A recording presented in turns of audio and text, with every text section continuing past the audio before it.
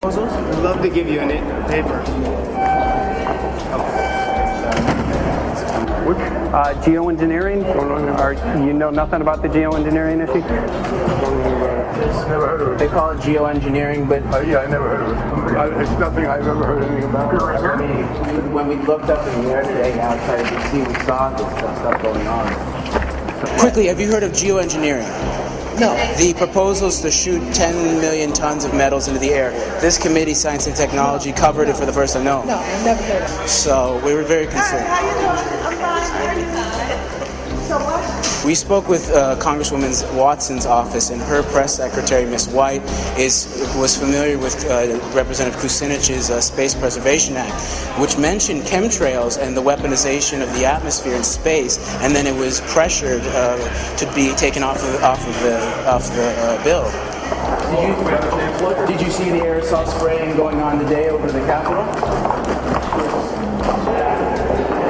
Congressman? Geoengineering carries with it a tremendous range of uncertainties, ethical and political concerns, and the potential for catastrophic environmental side effects. He's not one to do interviews very often, so not unless we usually really pressure him into it. Okay. So don't, all that is, don't hold your breath. As chairman of the Committee of Jurisdiction, I feel a responsibility to begin a public dialogue and develop a record on geoengineering. We want to know if you're supportive of their measures by spraying 10 to 20 million tons of aluminum into the atmosphere? No, I think we need to have more research. Okay. And about the issue of current deployment, there's literally a mountain of evidence that many people believe proves the deployment of these programs. Any knowledge of that? No, there's certainly not a mountain of evidence, but I do support research into geoengineering, and I also support looking into the international governance of that. Okay. I hope anybody that has studied it knows, at least I think, that it's a radical proposal, and I hope we don't have to use it, but there may come that point in time where we do. Now, if we could provide you with the evidence that suggests that these programs are and have been ongoing, would you be willing to address this publicly? We've had about 3 or 4 hearings on it. We have addressed it publicly. Well, not about the proposals, but about the current deployment of these programs. Citizens. I don't support the current deployment. I think we need to have more research, and they have consequences that go beyond one nation, and so I think that there needs to be governance to that. Governance is not simply an issue of deployment, but governance before deployment in terms particularly of large-scale scientific fieldwork. I concede that on this subject and in general, it's not popular to talk about global rules. And when these people started talking about the need for UN Security Council oversight, a supranational environmental security enforcement with a strong mandate by the UN, it really is clear that they're looking for a global power behind the manipulation of the environment. But I do think it needs to be sort of an international kind of treaty that does tie and bind all nations into a common fate. It is a common fate. And unfortunately, it's not just big governments that could do this. It is small governments. It is billionaires probably could figure out, I'm going to save the world all by myself, and I won't bother to mention it. How do we decide when there's a planetary emergency? Whose hand is on the thermostat? How do we decide when to start it? There's no way to do that right now. And what if we do start doing it, and then by some problem with the technology or with the will, that we can no longer do it? In a year or two, the aerosols will come out of the atmosphere and temperatures will shoot up at a rate much faster than it's going up now. And it's that rate of change that's hard for us to adapt to. So once we start it, we'll be sort of locked into doing it for a long, long time. And so with basically no end in sight. Boeing would pursue this to make a profit, right? I mean, the financial motivation to do this. Let's see. So let me not speak for Boeing.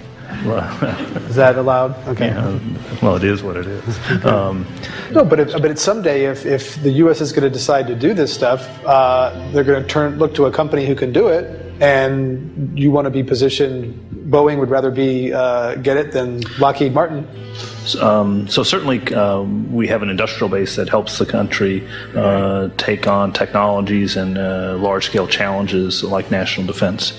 And we do that both for a profit motive as well as, I think, as a national service. So I think it would be truly disastrous if, we discovered a few years from now that there was a black program that some government had stood up to sort of learn on the quiet how to do this. It's pretty clear you can cool the planet, but you will not and cannot bring it back to exactly the same climate state you started with. So you may or may not, and I expect we'll have a lot of back and forth about how useful it is to ameliorate the risks of climate change. I think there's a good evidence it probably is useful, but we don't know. But it certainly can't get you back to exactly the climate you started with. I think everybody agrees with that. Do you think you'll see deployment in our lifetime? Let me say I hope not. Al? I would agree. I hope not. I hope not. Preach. Okay.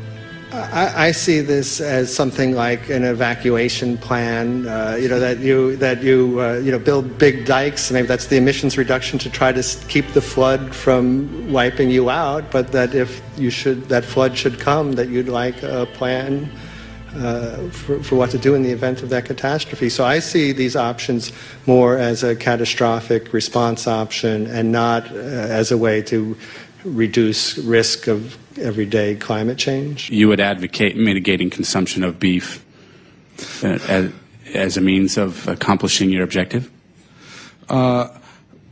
Yes. How would you suggest going about that?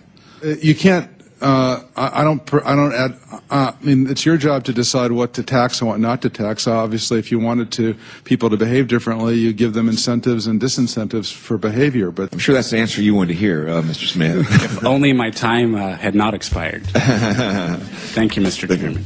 Because there's literally aluminum and barium contamination found around the world, believed to be from these programs. Like, look, today over the Capitol, looks like they're deploying some type of aerosol. Did you see it? No, I didn't, but good to see you. In a James Bond scenario, some rogue rich guy puts some airplanes in the air and sees the clouds. What is to prevent that? Okay, are you aware of the issue? You do it through the... Are you in support of those proposals? What is your take? I don't know anything about it. You're not. I have to get more information. I've got a chair here. Okay, we'll give you a letter on this. Yeah, this is a letter from constituents. Okay, great. Excellent. And many people believe that these programs have already been deployed because mass contamination has been found. Geoengineering programs, stratospheric. Got it. Yeah. Spraying from airplanes. Okay. So what is happening, people from around the world are finding contamination. Let me take care of this and I'll talk to you when I come back. I'll be back. He's here. Thank you very much. We see that even though we might make the average temperature of the planet about right, the rainfall patterns change some from today. And some places become warmer and some places become cooler. So there are going to be winners and losers in this geoengineering activity if we were to do it. But nevertheless, as David has said, there are reasons why we might consider doing it. Many people are deeply concerned about it because of the toxicity of aluminum, and it has been addressed to Congress in various committees. Would you take a look at a letter from some of your constituents addressing the concerns? Excuse me if I go. Okay. Can I give you a letter from constituents? Are you aware of their proposals of dumping? Gotcha. Thanks. Well, I'm not familiar with it, so I don't know what they're doing. Okay. Well, geoengineers are proposing just that, dumping aluminum and barium into the atmosphere. Why would they do that? Aluminum's a precious metal we can use. Well, the stated goal is to actually cool the planet. However, there's a... Sounds strange. Right, exactly. So they're proposing dumping these metals into the air to block the sun, essentially. We're here just to find out what members of Congress are. I hope we would have a strong hearing on that before we decide to do it. I would hope so. And there's plenty of evidence that not only suggests that these programs have been deployed, because we're finding contamination of aluminum and barium on the rain, snow, and soil. Okay, thank you. Thank you.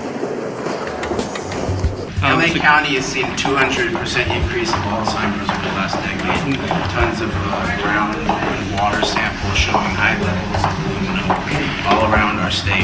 Why don't you give me all the information you have, I have some very good people I will assign it to. And if you get it to Mr. Lavelle, we will He's get got it my to card the and right send me. Suppose Lavelle.